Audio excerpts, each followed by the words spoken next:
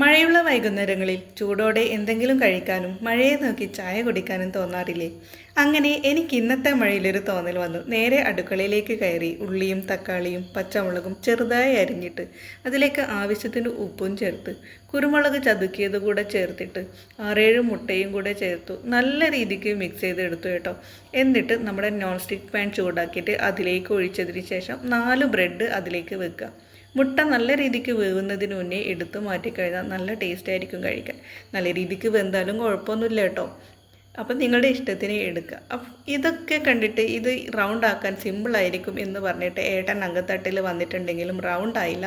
എന്നാലും തോറ്റു കൊടുക്കാതെ ഏട്ടൻ അതിലേക്ക് 3 ബ്രെഡ് വെച്ച് അഡ്ജസ്റ്റ് ചെയ്ത് വെച്ചിട്ടുണ്ട് കേട്ടോ.